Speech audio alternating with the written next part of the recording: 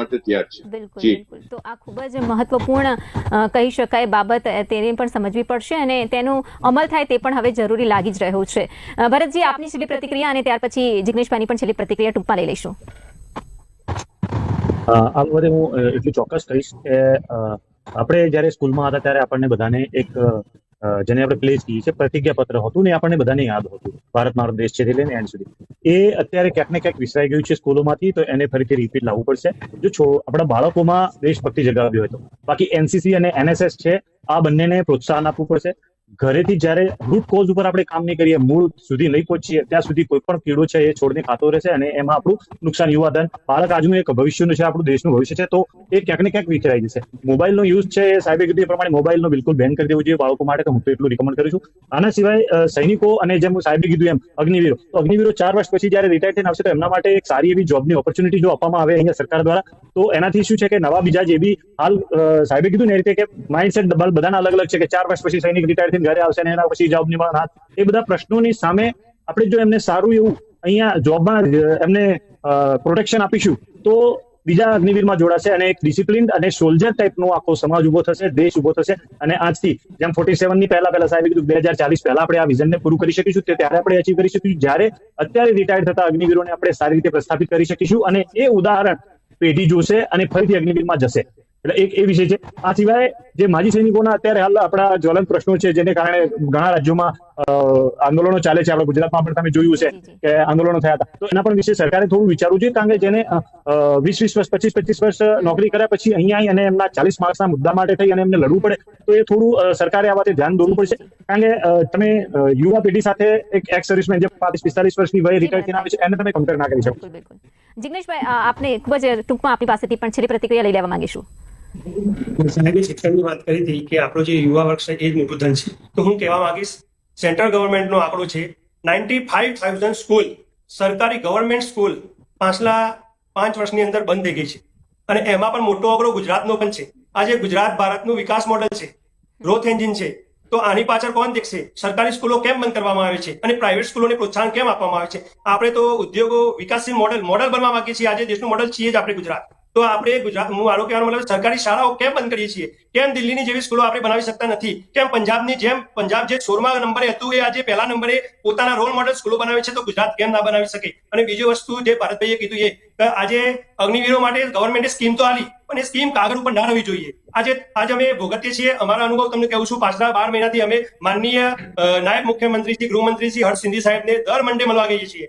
હજી સુધી અમારી સમસ્યાનું નિરાકરણ લાવ્યા નથી. એમને જ્યારે અમે પ્રોટેસ્ટ કર્યું ત્યારે એમને મીટિંગ કરીને એમને આશ્વાસન આપ્યું કે હું તમારી સમસ્યાનું અત્યારે હાલ નિવારણ નથી લાવી શકું એમ, પણ થોડો ટાઈમ આપો. અમે 12 મહિના થઈ ગયા, હજી સુધી કોઈ એમને એની ઉપર કોઈ વિચારણા કરી નથી. એક જ વસ્તુ મળે છે કે મંત્રણા ચાલુ છે, વિચારણા ચાલુ છે. મારો કહેવાનો મતલબ એટલો છે, ચલો અમારું તો થઈ ગયું, પણ જે આપણા 4 વર્ષ કહીને જે અગ્નિવીરો આવે છે એમના માટે આજે ગવર્મેન્ટ ઓફ ગુજરાતે 20% અનામત સેન્ટ્રલ ગવર્મેન્ટના કહેવાથી કરેલ તો છે, પણ એ કાગળ ઉપર ના રહેવી જોઈએ. એમના માટે ક્રાઇટેરિયા પણ ઘટાડવા પડશે. જેમ આજે લેટેસ્ટ તમને કહું, LRD ની કાલે જ રિઝલ્ટ પડ્યું છે. હું કોઈ જાતવાતમાં નથી બોલતો, હું એક સૈનિક છું, એટલે મારી માટે બધા બરાબર છે.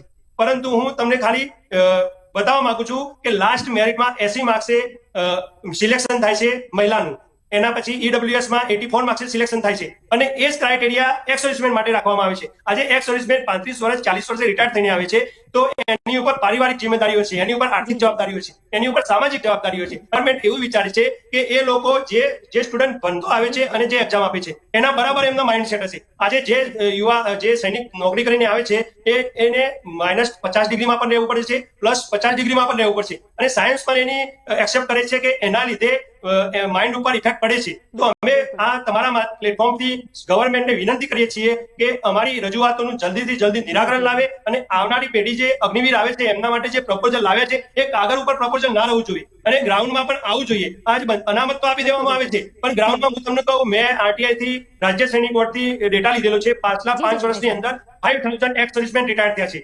એમાંથી જો 5 વર્ષની તમે વેકન્સી દેખશો, ખાલી 2 વર્ષની તમને કહું, LRD ની 13,000 ગયા વર્ષે હતી, આ વર્ષે 12,000 હતી. એમાંથી ગયા વર્ષે 18 એક્સ સર્વિસમેન સિલેક્ટ થયા, આ વર્ષે અમારા 41 એક્સ સર્વિસમેન સિલેક્ટ થયા. હજી પણ ઘણા એવા પ્રશ્નો છે જેને સમજવા સામાન્ય નાગરિકે અને સરકારે પણ સમજવા જરૂરી બન્યા છે જ્યારે આપણે આઝાદ અમારો કહેવાનો મતલબ એટલો જ છે કે કાગળ ઉપર ના રહેવું જોઈએ, એને ગ્રાઉન્ડમાં પણ થવું જોઈએ એનું અનુકૂળ. બસ ચોક્કસથી તો સમય આપણી મર્યાદા છે એટલે આ ચર્ચાને અહીં વિરામ આપવો પડશે, પરંતુ આપે ખૂબ જ પોતાનો કિંમતી સમય ફાળવ્યો અને આ ચર્ચામાં ભાગ આપ્યો તે બદલ ખૂબ ખૂબ આભાર આપ સૌનો કે આ ચર્ચામાં સહભાગી થયા. ખૂબ ખૂબ ધન્યવાદ.